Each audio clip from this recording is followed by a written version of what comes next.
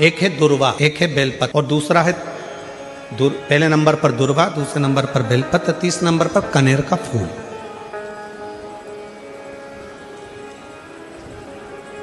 कोई अच्छा कार्य करते करते कई माताएं ऐसी होती हैं जो अपने प्रेम करती हैं परिवार से, ऐसा नहीं कि नहीं करते, स्नेह करते हैं। कई पुरुष भी ऐसे परिवार से बहुत प्रेम होता है, स्नेह होता है, पर अंदर कहीं ना कहीं ऐसा लगता है मेरा बेटा वहां जा रहा है, कुछ गलत ना हो जाए। कभी कभी ऐसा लगता है कि ये काम होने वाला है और इसमें कुछ गलत ना हो जाए। कई बार शादी पक्की हो रही है, रिश्ता पक्का हो रहा है, या कोई घर में अच्छा कार्य हो रहा है और मन में संशय उत्पन्न हो जाता, कहीं गलत ना हो जाए।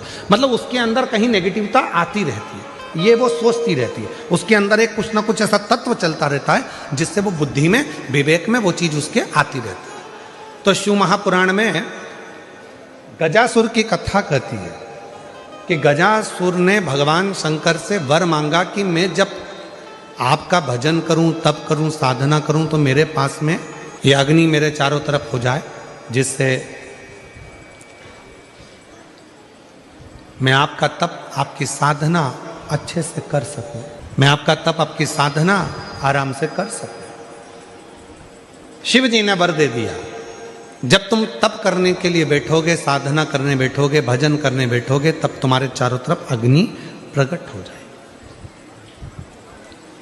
जिन माताओं को, जिन भाइयों को, जिन बेटियों को, जिन बेटाओं को, जिन मेरी बुजुर्ग माँ बाप को ऐसा लगता है, अंदर से ऐसा महसूस होता है कि कुछ गलत होने वाला है, कल कुछ गलत होने वाला है, मेरे पति के साथ ये गलत होने वाला है, मेरे बेटे के साथ ये गलत होने वाला है, या मेरे साथ कुछ गलत होने वाला है, जिसकी बुद्धि में केवल नेगेटिविटी चलती रहती है,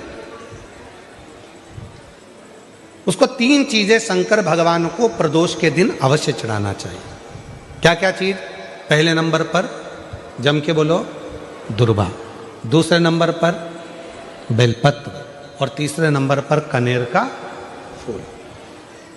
और यदि ऐसा महसूस हो रहा है कि मेरे को स्वप्न भी गड़बड़ा रहे हैं, स्वप्न भी गलत आ रहे हैं, तो मेरा निवेदन रहेगा, जो दुर्वा आपने शिव जी को चढ़ाई है, उस दुर्वा को उठाकर लेकर आ जाना है और प्रदोष काल में, प्रदोष के समय पर उस दुर्वा को चबा चबा कर खा लेना है।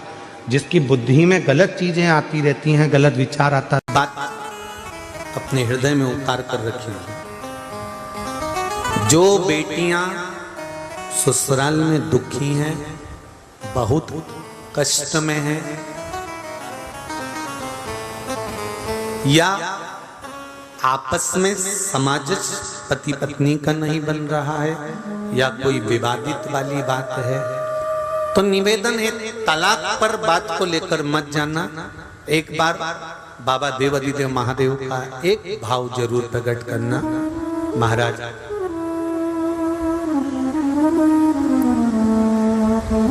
श्री अवधूतेश्वर महादेव का नाम लेते। कौन से महादेव? अवधूतेश्वर महादेव का नाम लेकर थोड़ी सी मूंग, हरी जो मूंग होती है, उस मूंग को गला लीजिए पानी में।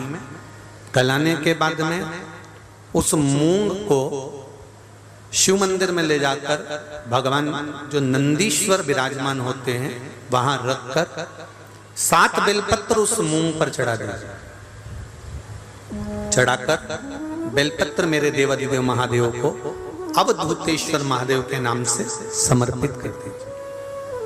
वो मूंग उठाकर गौशाला में, या आपके रोड पर कोई नंदी दिख जाए, या गौशाला में कोई नंदीश्वर हो, तो उस नंदी को वो मूंग खिला दीजिए थोड़ी सी।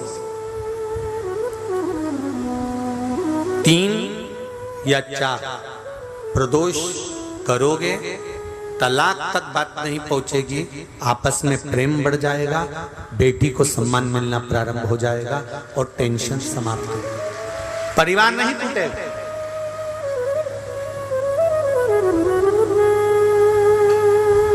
हमारे यहाँ तो मूंग का प्रयोग, जो हरी मूंग होती है, धना होता है, खड़ा धना, गुड़,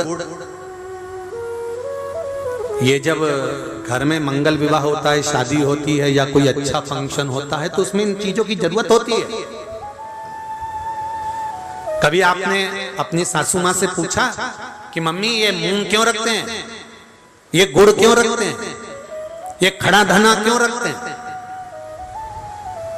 ये तो सब दाल का सामान है, ये तो सब वहां रसोई घर में होना चाहिए। फिर ये पूजा की थाली में इसको क्यों रखते हैं, उसका कारण क्या है?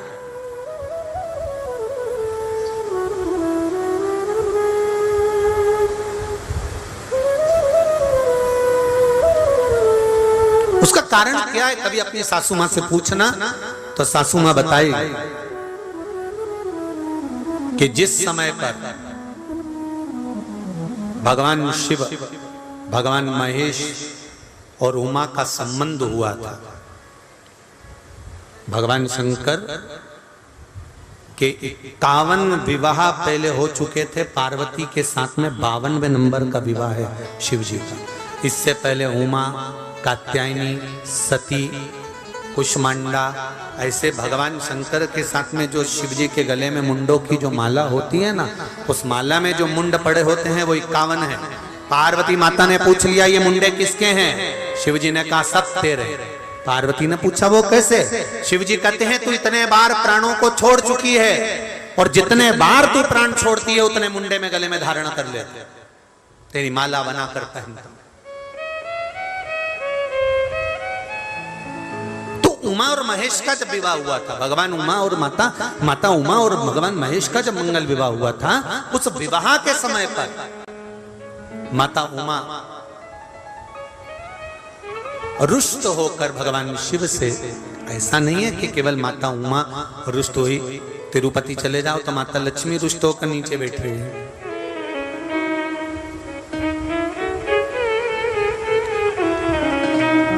इंद्र जी का दर्शन करो तो इंद्रारी पारिजात के वृक्ष के लिए रुष्ट होकर,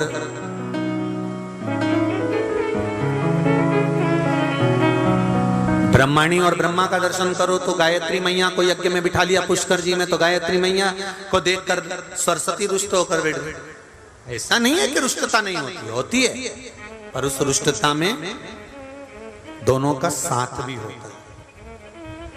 लक्ष्मी मैया से, भगवान विष्णु से लक्ष्मी ऐसी रुष्ट होकर गई कि नीचे आके बैठ गई, पर भगवान के पास नहीं पहुंची। ब्रह्माणी ब्रह्मा के पास नहीं पहुंची, पर पार्वती, उमा, सती शिवजी के पास के बिना दूर गई नहीं।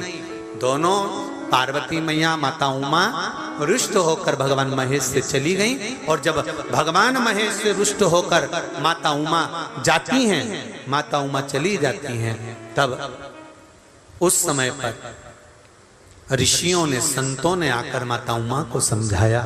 स्वयं देवऋषि नारद भी उस समय पर पहुंचकर समझाए कि मां, यदि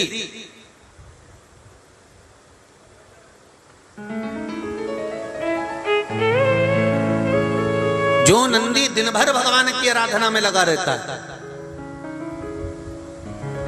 उस नंदी को यदि अर्चन किया जाए तो उसका फल हमें मिलेगा। उमा माता ने दोनों के संबंध को श्रेष्ठ बनाने के लिए मुंह भगवान नंदीश्वर को समर्पित करे। बहुत ध्यान दीजिएगा, आज भी बुजुर्ग माताएं पूजा की जो थाली रहती है उसमें गुड़, मूंग, धना, जब मंगल विवाह होता है या कोई अच्छा कार्य होता है, शुभ कार्य होता है, तो उसमें ये रखती हैं। उसका कारण है कि जिसका संबंध जोड़ा जा रहा है, जो लड़का लड़की का संबंध हो रहा है, या कोई सगाई हो रही है, या इन लोगों का आपस में कोई जुड़ाव हो रहा है, या दो रिश्तेदार आपस में मिल रहे हैं, तो इन लोगों में कभी विवाद खड़ा नहीं। कोई नया काम का चालू कर रहे हो आप, कोई व्यापार के लिए जा रहे हो, नौकरी नहीं लग रही हो, सर्विस नहीं लग रही हो आपकी, आपने बहुत एग्जाम दे ली, बहुत परीक्षा के लिए आपने तैयारी कर ली है, बहुत प्रयास कर लिया, बहुत प्रयास, अथक प्रयास आपने कर लिया। भगवान प्रदोष का अगर दिन हो और प्रदोष काल का समय हो और एग्जाम प्रदोष के बाद हो, या आपको तारीख मालूम पड़ जाए और उसके पहले अगर 15 दिन 20 दिन पहले भी प्रदोष पड़ रही हो तो बेलपत्री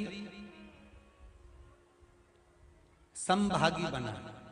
समभागी मतलब ये जो चिकना वाला पत्ता होता है ना बेलपत्री का, सीधा वाला भाग, और इस पत्ती का भी सीधा वाला भाग, ये दोनों जो बेलपत्री के चिकने भाग होते हैं महाराज, ये बेलपत्री का जो चिकना भाग है और ये चिकना भाग है, इन दोनों में लाल चंदन लगाकर बेलपत्री के भाग को जोड़ना महाराज।